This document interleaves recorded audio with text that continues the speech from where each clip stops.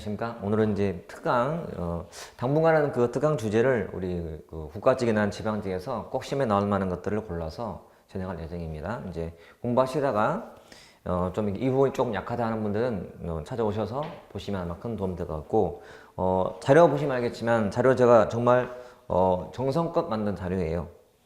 그 시험에 나왔던 지문들 일단은 그 최대한 많이 이렇게 모아서 우리가 흔히 아는 거라든지 쉬운 것들은 이렇게 딱 빼고 좀 주의할 것들 남겨놓고 필요한 것들은 제가 새로운 그 책에서 발췌해서 지문 만들어서 연습을 할 거예요. 그러니까 평상시에 조금 기본이 돼 있는 분들이 드는 게 더 좋고요. 조금 공부가 좀 안 된 분들은 우리 그 공드림에서 드리는 많은 그 특강들이 있잖아요. 그럼 찾아가셔서 먼저 선행을 하신 다음에 들으시면 훨씬 더 입맛이 될 거예요. 그러니까 어떤 주제에 대한 정리하는 의미도 있고 정리 아니면 공부를 하신 분들은 좀 응용력도 키우는 그런 강의가 될 것 같아요. 그래서 당분간은 저도 자료를 만드는 중이라서 계속 누적되는 중이에요. 그래서 이게 이제 계속 될 때까지는 강의를 할 예정이니까 여러분들은 활용만 잘 하시면 분명히 합격에 큰 도움 될 거다 믿어주고 이제 따라오면 되겠습니다. 자, 오늘 주제는 첫 번째 주제가 정부와 행정인데요. 자, 물론 주제는 우리가 많이 봤던 주제고 해서 시험에 나온다면 거의 다 알만한 주제예요. 그런데 내용상 좀 주의할 게 좀 있어요. 첫 번째 내용은 이제 이념별로의 정부의 역할을 이제 공부할 건데 진보와 보수의 차이잖아요. 진보와 보수? 그러면 우리가 진보주의라는 거하고 자, 보수주의는 시험도 많이 나왔고 또 앞으로 나올 게 좀 남아 있어요. 그 많은 글들 중에서 모르는 게 많지 않을 거예요. 안다고 치고 주의사항이 한 3개쯤 있어요. 그래서 그런 포인트를 딱 아는 게 중요한 거예요, 여러분. 시험이라는 거는 이상한 것, 아주 현란한 뭘 필요한 거를 요하지 않아요. 기본이 필요한데 주제에 대해서는 적어도 중요한 주제다 할지라도 기본은 당연히 안다는 전제 하에 이거는 맞추면은 본전.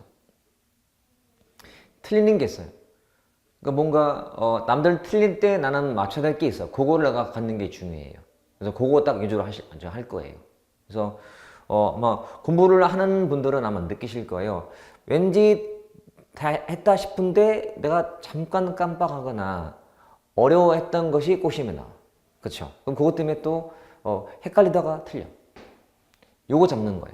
이 시간은 정말 놓치기 쉬운, 간과하기 쉽거나 사람의 본능이 봤던 것만 보게 되고, 그렇죠? 또 한번 틀려봐야 그때 가서 하게 돼. 그러니까 소 읽고 외양간 고치는 거예요. 그러면 이미 늦은 거니까 우리는 미리 좀 대비해서 하는 거죠. 그래서 제가 주제 중에서 쉬운 것들은 간단하게 언급할 거고요. 조금 어려운 것들은 제가 좀 깊이 있게 다룰 거예요.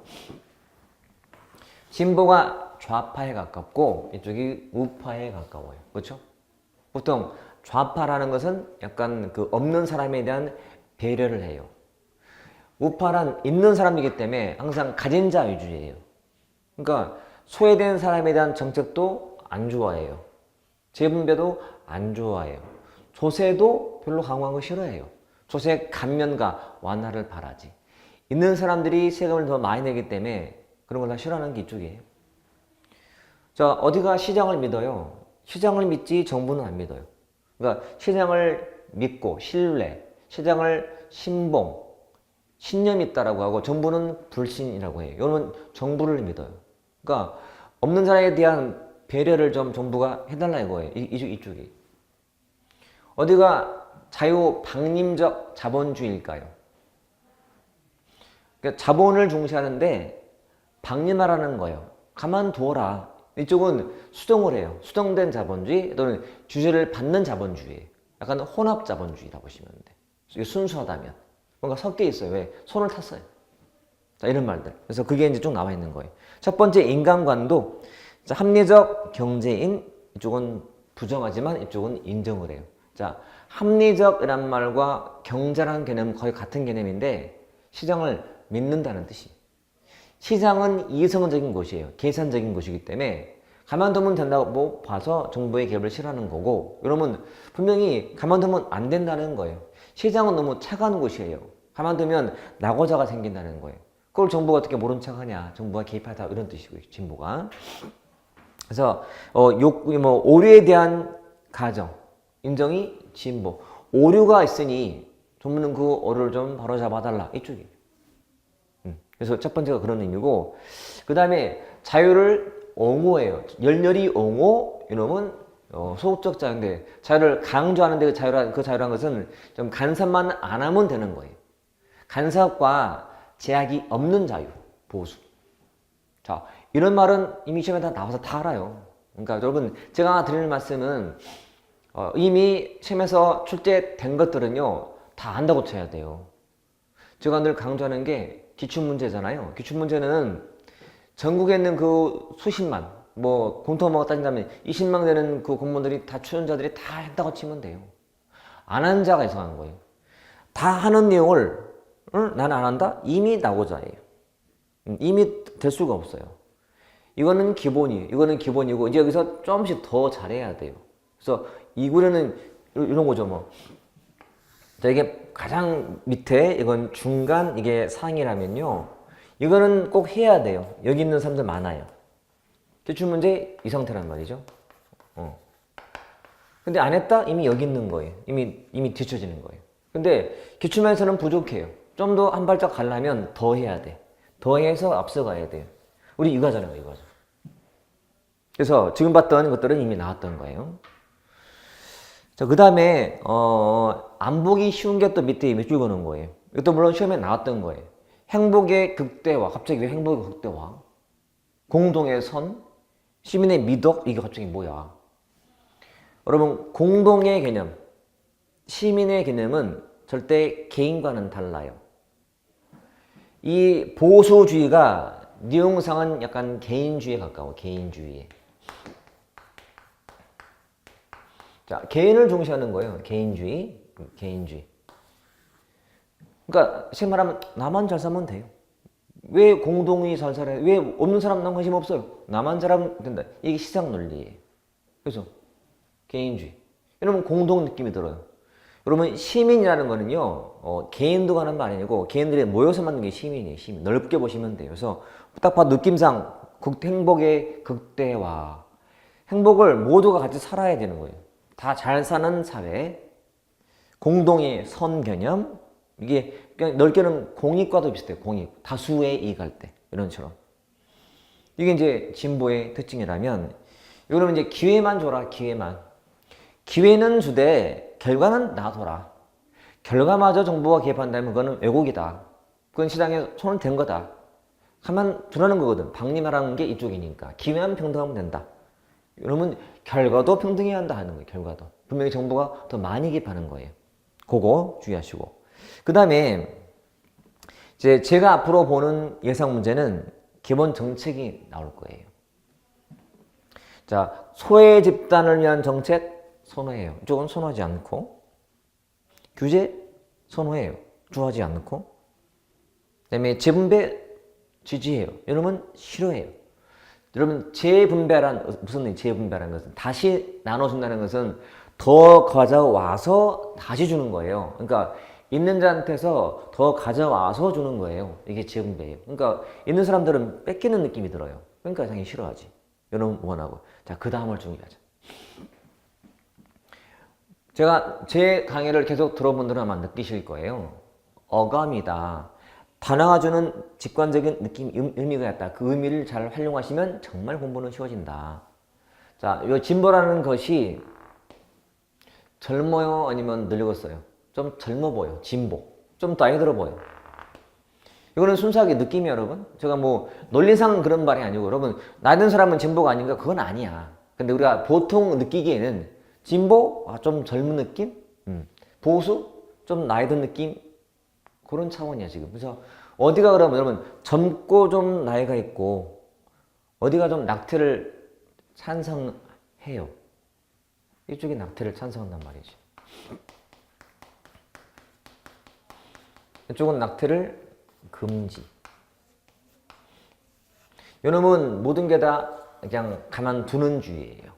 그리고 내용 풀 때는 요 보수 입장이요, 약간 기독교 입장? 우리 그런 말 많이 하죠. 기독교 보수 단체란 말. 그렇죠. 그러면 당연히 종교 쪽에서는 낙태를 못하게 해요. 찬성을 하고요. 근데 이제 내용상 풀으셔야 돼. 낙태를 금지하기 위한 정부의 권력 사용을 반대. 낙태를 금지시키기 위한 정부의 권력 사용 찬성. 이런 의미. 그러니까 권력을 쓴다 안 쓴다 문제가 아니고 원래 느낌은 진보가 이렇게 들어가는 느낌이라서 정부가 약간 권력 느낌이 들긴 들어. 근데 그 뜻이 아니고 낙태를 금지하기 위해서 왜 권력을 쓰냐 이거야. 가만하게 놔두지. 찬성하니까. 이쪽은 낙태를 반대하기 때문에 낙태를 금지하기 위해서 쓰라는 거야, 권력을. 낙태를 못하게. 이런 뜻이. 여러분, 자, 공립학교에서의 요 종교 교육을 이쪽은 반대. 이쪽은 찬성. 기독교 입장. 이렇게 보시면 돼. 자, 이게 좀 주의를 하셔야 돼. 그래서 시험에 나온다면 그 지문을 주고 아니면 박스를 주고서 다음 진보주의 정책과 관계 있는 거 찾아보시오. 조합을 골라보시오. 이렇게 나올 수 있는 거예요. 그때 헷갈려. 그래서 그 정도 주의해 놓으시라고요. 나머지는 그냥 무난하기 때문에. 됐죠? 자, 그 다음 내용이 행정국가라는 주제. 행정국가. 자, 이 내용은 많이 쓰는 용어예요, 여러분. 실제로 제가 자료 준비하면서 원래는 제가 한번 야심차게요.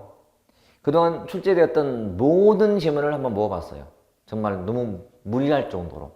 그랬더니 세상에 행정국가라는 주제로 나온 지문이 너무 많은 거예요. 이거에. 그래서 다 하기는 버거워서 제가 몇 개만 솎아낸 거예요. 정말 이만큼 되더라고요. 이만큼. 근데 말했지만 굳이 아는 거 시간도 없는데 낭비일 수 있어서 빼버리고 몇 개만 골라놓은 거예요. 의미 있는 것만. 그러면 자, 행정국가라는 말은 이제 앞과 뒤를 아셔야 돼. 행정국가 앞에 있는 게 입법국가. 그 다음이 행정국가. 그 다음이 뭐죠? 그렇죠. 신행정국가라고 하는 거예요. 이렇게.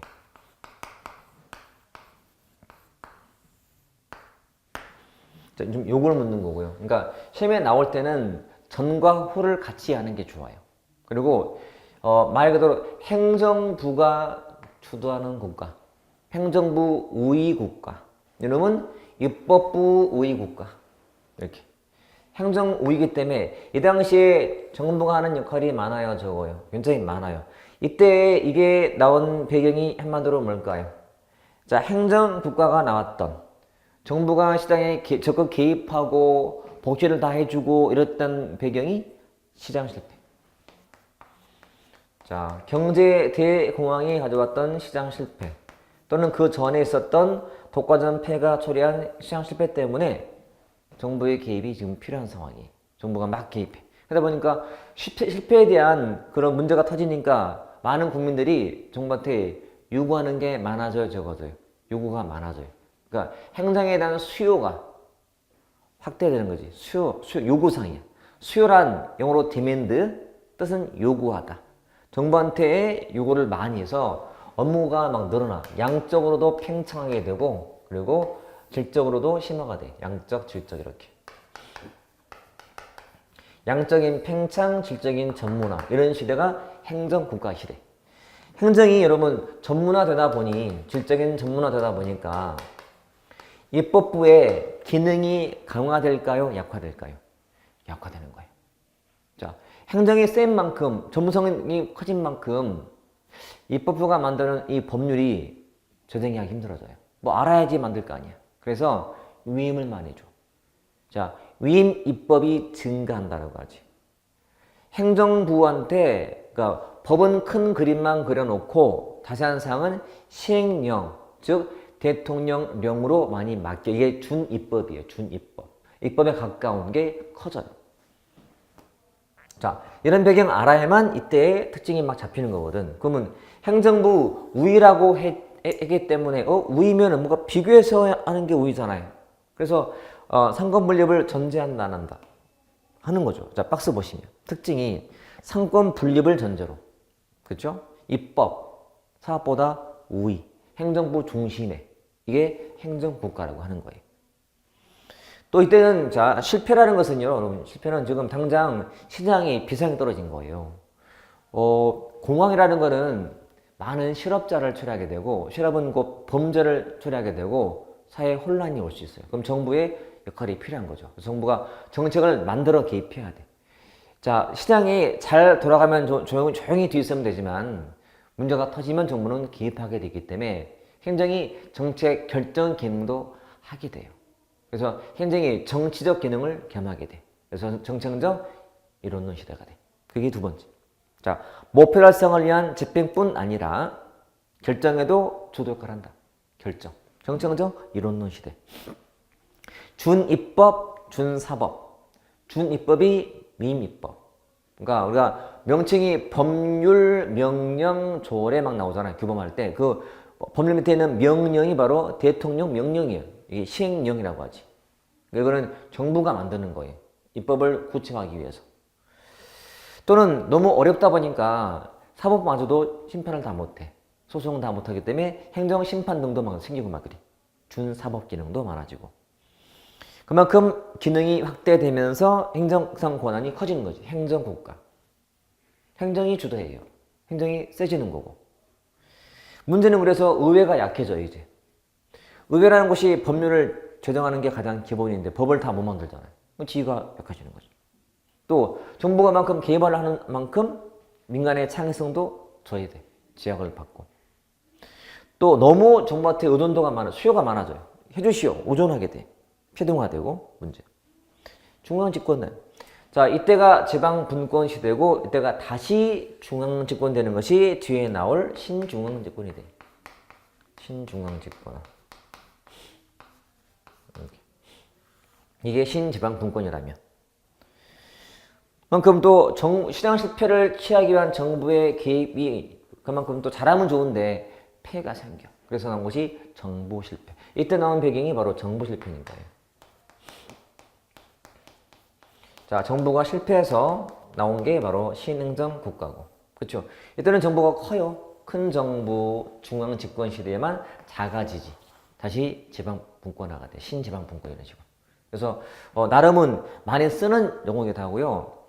제가 질문 되게 많다 했죠. 기출 질문이.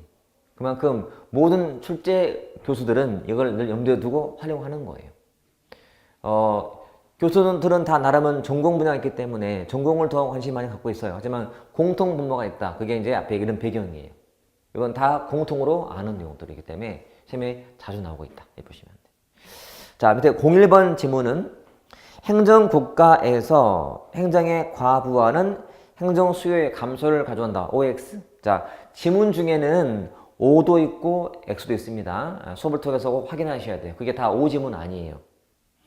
자, 행정국가는 행정한테 요구사항이 많다 했죠. 과부하. 행정한테 이것저것 요구를 많이 하게 되면 행정에 짐이 적어져요. 많아지죠. 과부하, 오버로드 그래요. 오버로드, 과부하. 과부하. 그러니까 수요가 증가하는 게 맞죠. 감소가 틀렸죠. X고. 행정국가에서의 행정의 팽창은 시장 실패의 가능성이 증가되는 게 아니라 정부 실패의 가능성이 증가해서 X. 이미 시장이 실패했기 때문에 나온 거예요. 정부가 막 개입하면서 팽창하다 보니까 정부도 나중에는 실패할 수 있게 되는 거지. 정부 실패를 가져오게 돼. 정부 실패 가능성이 커지는 것. 이렇게. X.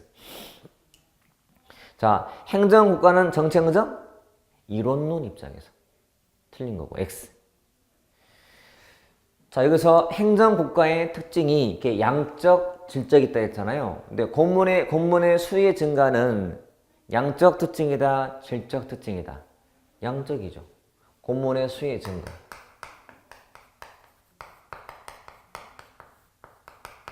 이렇게. 자, 공문의 수가 증가했다는 거는 이거는 어찌 보면 업무가 증가하는 경우도 있겠지만 이 공문의 수의 증가를 이상하게 여기고 연구한 사람이 파킨슨이 영국의 해운성을 연구해 봤더니 이상하다. 해마다 함정을 주는데 공문수가 늘었다. 왜 그렇지? 한 연구에서 따온 법칙이 바로 파킨슨 법칙. 이것도 많이 나와요. 자, 내용 공사 봤더니 자, 파킨슨 법칙은 다른 말로 상승하는 피라미드 법칙이라고 해요.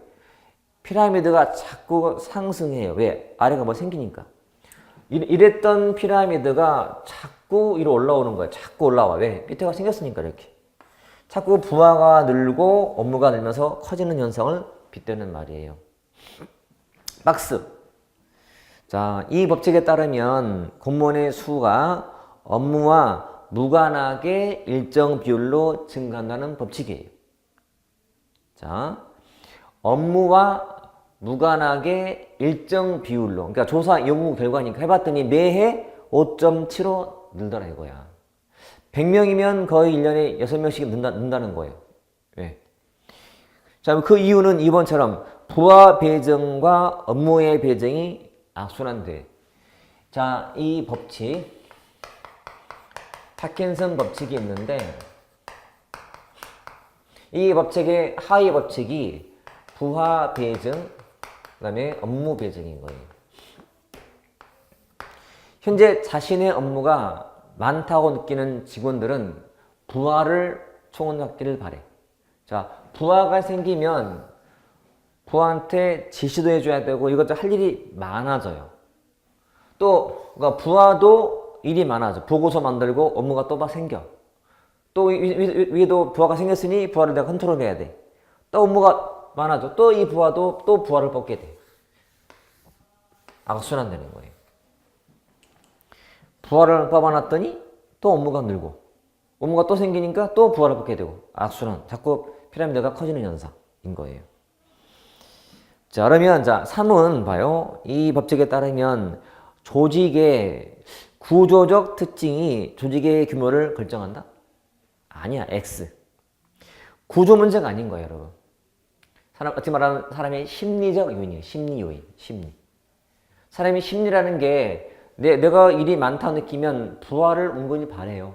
여러분도 근무하다가 일 많으면 내 후임자나 누가 오길 바라게 돼. 심리적으로. 이런 심리가 부하를 뽑게 되고 또 부하가 오게 되면 또 업무가 또 막 쓸데없이 늘게 되고 그럼 그 부하도 또 심리가 부하를 원하게 되고 자꾸 악순환되는 현상을 말할 때 구조 문제가 아니라는 거예요. 또 4. 이 법칙은 정부의 통제 역할을 강조하는 게 아니야. 지금 어딜 봐도 정부가 뭐 통제하는 느낌이 전혀 없어요. 그렇죠? 그냥 공무원의 수라는 것이 업무랑 무관하게 증가한다는 얘기지. 이것도 X. 5. 이 법칙에 따르면 새로운 수요에 관계없이 규모는 확장돼. 그렇지? 그러니까 뭐가 필요해서 요구돼서가 아니라 그냥 부하, 사람의 심리가 부하를 뽑고 업무가 늘고 또 부하를 뽑고 그래서 늘어나는 거예요. 그래서 수요랑 관계없이 규모는 커진다는 뜻이고 자 6번은 뭐냐면 공무원의 숫자가 자, 지속적으로 늘어나는 현상과 관련해 사이먼은 이거를 공무원 팽창의 법칙을 주장했다. 여러분 사이먼이라는 사람은 이런 법칙을 말하는 사람이 아니야. 자, 공무원 팽창 법칙이 이퀄 뭐다? 파킨슨 법칙이다. 이걸 말하는 사람은 파킨슨이다. 사이먼이 아니기 때문에 X. 그래서 일단 그 지문에서는 밑에 3번하고 4번하고 그 다음에 6은 다 X 지문인 거죠. 나머지는 그냥 무난한 지문이었던 거고요. 그 지문이 그동안 나왔던 다 포괄했을 때 가장 주의할 지문이 그것만 하시면 돼요. 자, 재밌는 사례가 있죠. 폴란드의 청년 소방대원 그레고리라는 사람이 진화 작업에 일 만들기 위해서 일부러 방화를 했대요. 내 업무가 많아지면 부하가 올 거니까. 그치? 일부러 부하를 뽑기 위해서, 부하를 바랬으니까. 일을 만드는 거예요. 이렇게. 정말 말도 안 되는 사례. 또 소개가 돼 있어요. 이런 것들이. 자, 이게 지금 정부의 역할 중에서 이제 시대에 따른 정부의 역할 중 관련된 걸 다 본 거예요. 그러니까 기본 특징 앞뒤로 비교하시면 되고, 그 다음에 법칙을 추가하면 돼. 그러면 다 풀 수 있어요. 이것들. 자, 문제가 그렇게 많지는 않지만 실제로 나온다면 이만큼은 가장 기본이기 때문에 정리하면 되겠고. 자, 그 다음 주제가 시장 실패예요. 자, 이 주제도요, 사실은 웬만하면 다 아는 주제예요. 특히 박스, 시험에서 제일 많이 나오는 주제가 그 박스예요. 실패의 원인, 대응 방식, 그렇게. 자, 그리고 밑에는 그나마 나왔던 것 중에서 제일 어려웠던 지문을 뽑아 둔 거예요. 일단, 시장 실패 원인은 이퀄 정부 개입의 근거예요. 시장 실패 원인 이퀄 정부 개입의 근거. 정부가 필요한 이유가 돼요. 자, 그 중에서는 이제 5가지가 보통 나와 있는데 그게 다가 아닌데 그 대응책과 관련되어 있는 것은 5개가 다예요. 그러니까 이왕이면 시험에 나오면 원인과 대응책이 같이 있는 게 좋잖아요. 내는 거예요. 그래서 일단 첫 번째 뭐 공공재 존재, 외부 효과 발생. 자연 독점은 좀 추가할 단어가 있죠. 자, 자연 독점은 이퀄 무엇이다? 규모의 경제다.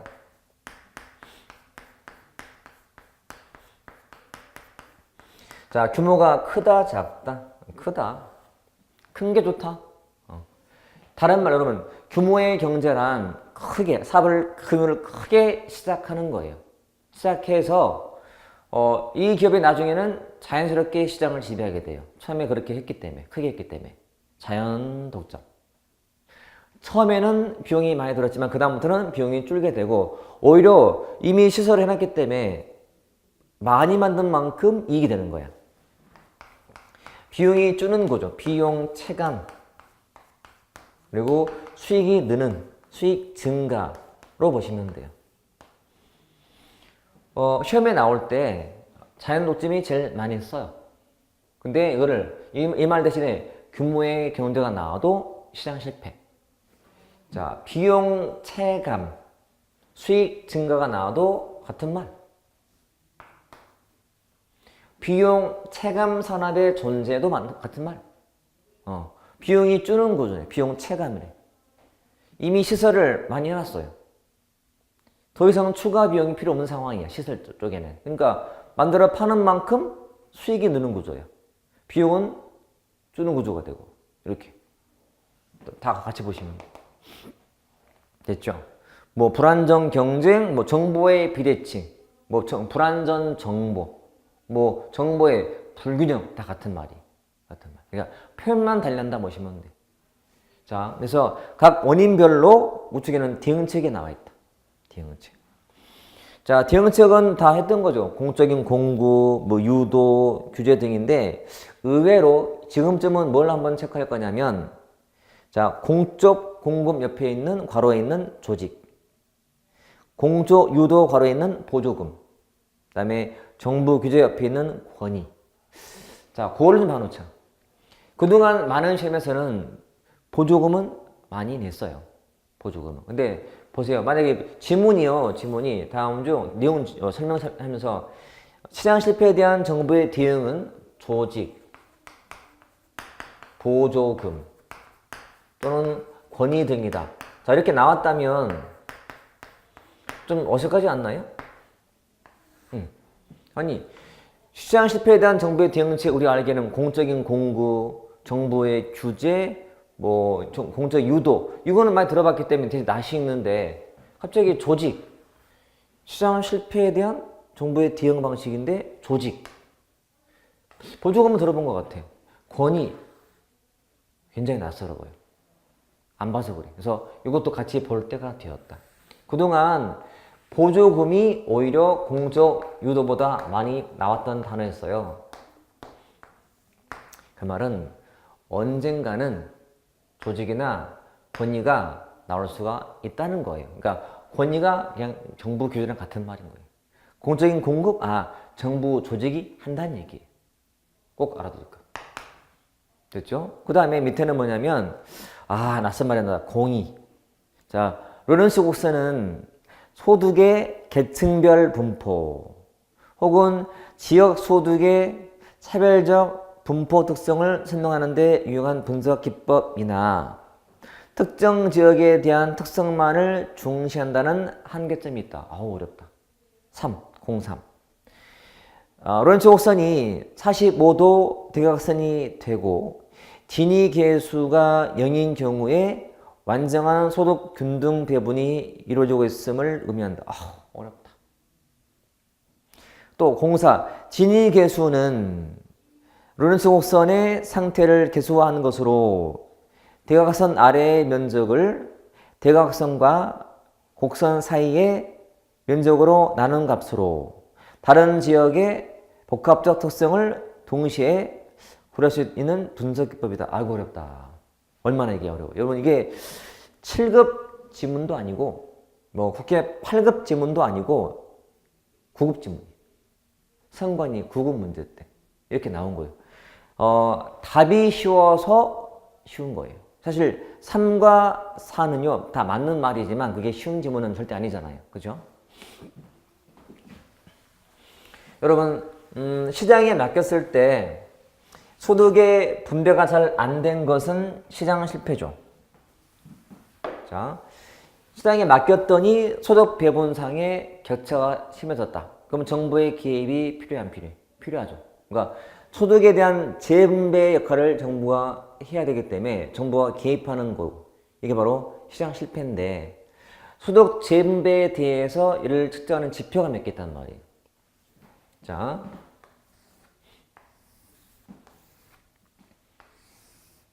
자, 이게 인구의 구성 비율이죠. 인구 구성이고 이게 소득의 분배라면 이게 대각선이에요. 대각선. 이거는 자, 인구가 느는 만큼 똑같이 비례해서 소득이 분배되는 거예요. 이렇게. 결국은 이 대각선은 완전 평등 곡선이에요. 완전 평등 곡선. 이해되죠? 자, 한 명일 때 1만큼 분배, 두 명일 때 이만큼 똑같이 분배가 되고 똑같이 완전 똑같이 이게 대각선. 그럼 이거는 뭐냐? 완전 불평등 곡선이에요. 인구는 계속 한 명에서 두 명 1%, 2% 늘고 있지만 소득은 한 곳에 멈춰 있어요. 그러니까 한 사람이 다 갖는 상태. 완전 불평등. 자, 이런 건 없는 거고, 그 다음에 중간에 있는, 자, 이게 로렌츠 곡선이에요. 이게, 자, 로렌츠 곡선.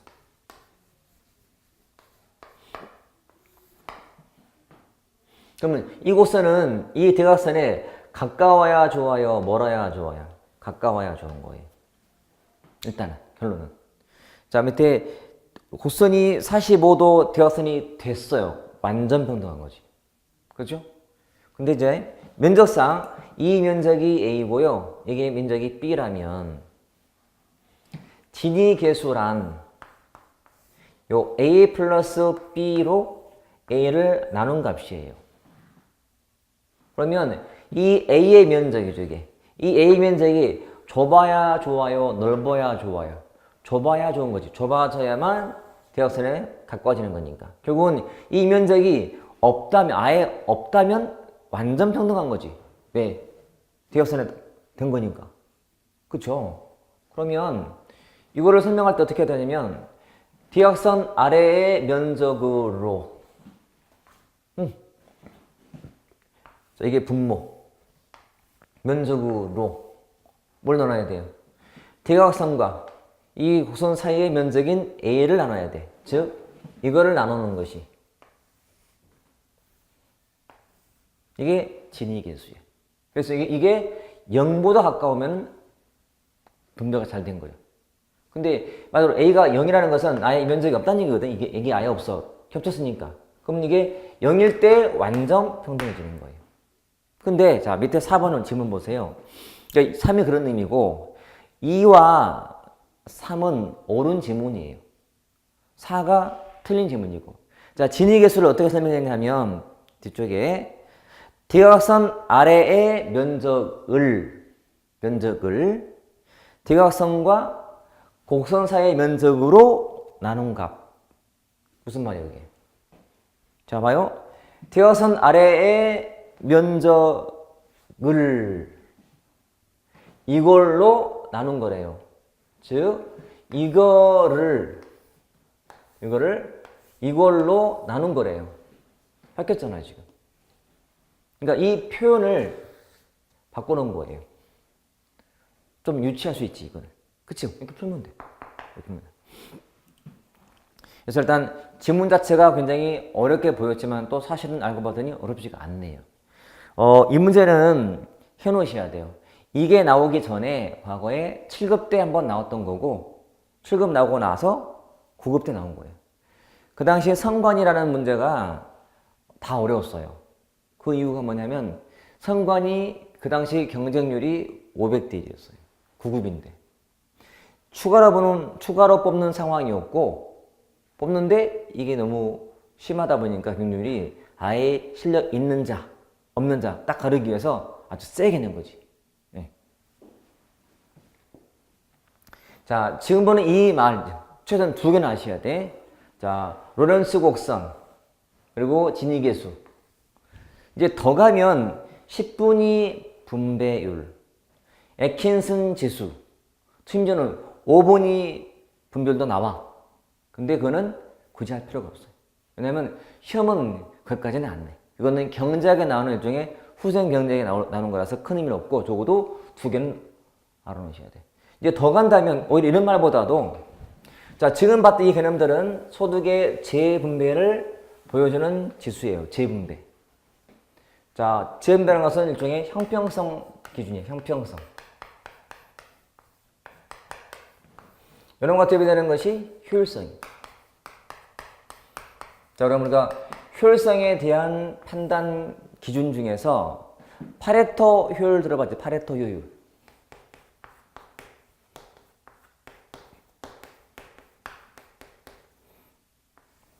아주 단순하게 파레토 효율은 효율성 판단하는 기준이에요. 형평성이 아니고. 그래서 이거는 능률성 평가할 때 능률성. 우리가 같은 말이에요. 능률, 효율성. 어떤 그 정책이 가져오는 그 대안의 결과를 우리가 예측할 때 그 결과에 대한 바람직성을 평가하는 게 있어요. 소망성 판단할 때. 이거는 우리가 정책 결정 과정상 우리 정책 결정할 때 문제를 파악을 하고 목표를 정한 다음에 대안을 찾고 대안의 결과를 예측해서 이제 막 결정하는 과정이 나온단 말이죠. 그때 그 대안들의 결과를 비교, 평가할 때 쓰는 그 기준 방법이 있다면 이 기준에 소망성하고 그리고 실현 가능성이 나와요. 이렇게. 여기 있는 것이 소망성이라는 기준에 노력이 많이 필요한지, 능률성 어떤지, 효과성 어떤지, 대응성 어떤지, 형평성 어떤지. 자, 이렇게 분류가 된 상태에서 여기에 나오는 것이 파레토 기준. 파레토 기준 또는 칼도 힉스 기준. 여기에 나오는 것이 로렌츠 곡선, 진위계수 등이 나오는 거예요. 연관성이 있어요. 그래서 두 군데 나와요. 시장 실패에 대한 논의할 때 한 번, 그 다음에 그 대안이 가져올 대안들을 비교 평가할 때 쓰는 기준도 나와요. 그래서 개념은 알아두셔야 돼. 파레토 기준은 그 대안이 아무리 큰 이익을 가져온다 하더라도 좀이라도 마이너스가 있으면 안 된다는 기준이야. 플러스 1000이 있다고 해도 마이너스가 10이 있으면 안 된다가 파레토 기준이야. 파레토 기준. 근데 이거는 칼도엑스는 뭐냐면 총 효용이 총 비용보다 크면 돼. 이거 좀 완화시키는 거, 이거를 완화시켜서 플러스 1000이 있는 상태에서 마이너스 900이 있어도 괜찮아. 왜? 100이 남으니까. 그러니까 총만 따지는 게 칼도 X. 아무리 좋아도 좀이라도 감소가 있으면 안 된다가 파레토. 뭐 그런 기준이에요. 그래서 누가 보더라도 아 이거는 분배를 고려하지 않는구나. 효율성만 따지는구나 이렇게 보시면 돼. 그래서 요때랑 요때를 딱 참고로 보시면 돼. 됐죠? 자, 시장 실패는 시험에 나올 때는 쉬워요. 쉽고 원래 이제 연관된 게 뭐가 있냐면 이거 연관된 내용이 공유지의 비극이 나와. 공유주의 비극은 뒤에 볼 재화의 유형 때 또 언급이 돼서 지금 안 할 거예요. 공유주의 비극 이퀄 시장 실패 이론이. 자, 메모해 놓을게요. 자, 공유주의 비극. 공유주의 비극. 이 논의는 시장 실패 논의다. 그래서 정부가 왜 개입을 해야 되는지, 개입하되 어떻게 개입할지에 대해서 그래서 자세히 다룰 거니까. 자, 두 개 해놓으면 이제 이쪽은 다 완성이 되는 거예요. 그러니까 시험 나올 때 절대 틀리면 안 되겠죠. 됐죠? 자, 쉬었다가 보겠습니다.